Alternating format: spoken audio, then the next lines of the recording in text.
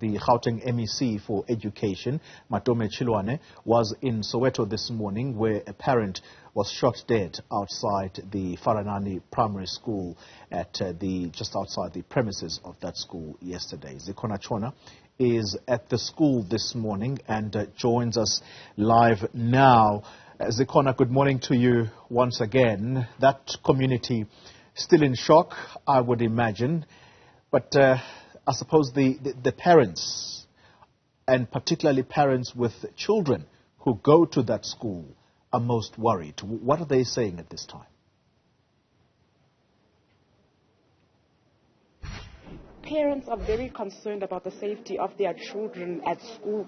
As you've mentioned, this incident happened outside school gates where a parent had gone to pick up a child and then found himself having to intervene in a hijacking incident that led to him being fatally shot. We now have more details about this parent. His name was Eugene Chililo, 34 years old, a father of two, survived by his siblings, his wife as well as mother. His wife is inconsolable at this time.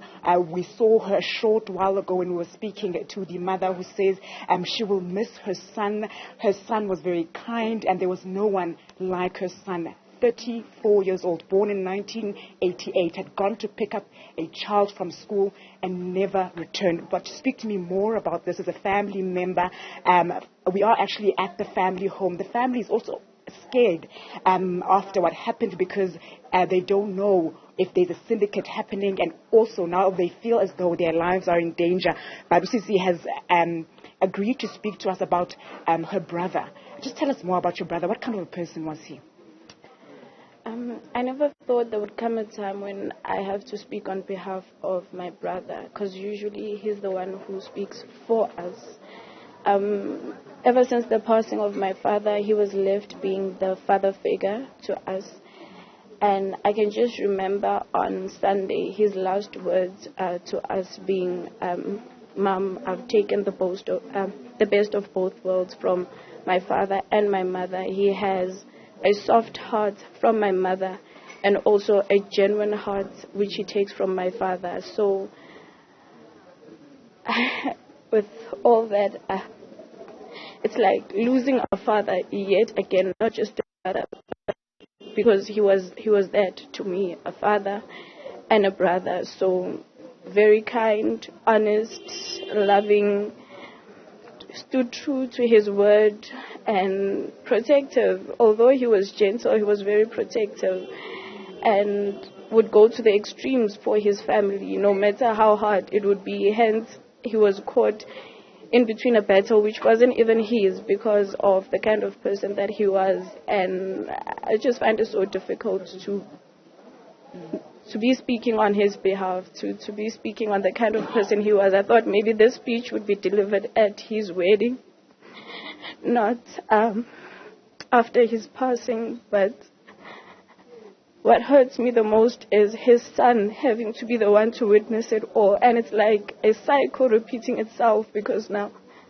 how do we ensure that he grows up to be a strong man when he witnessed the death of his father and him having to be the one to report it to his teacher that his father has been shot?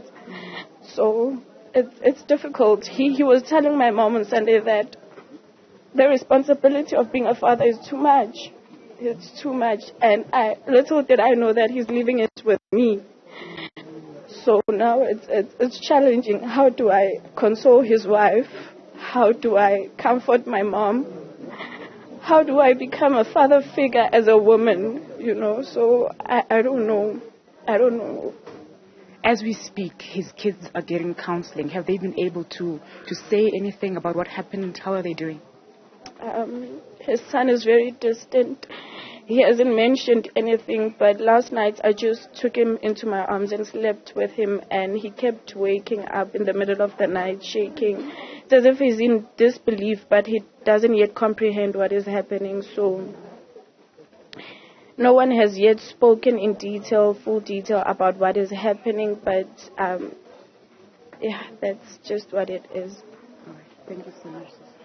Thank you so much for speaking to us. The sister there of Eugene Chililo, 34 years old, died in with his son, watching him being shot. And as the sister just mentioned there, his son is the one that had to report to his teacher that his father has been shot. As we speak, the education department in Gauteng has dispatched counselors to the family that they are currently sitting with his children to help them just to get through this. As I've mentioned just a short while ago, we saw his wife as well as his mother, both inconsolable about what happened. Heartbreaking story there. Zikhona, Tshona, thank you very much. Live for us in Soweto. Yeah, our country, criminality. I just don't know what to say anymore.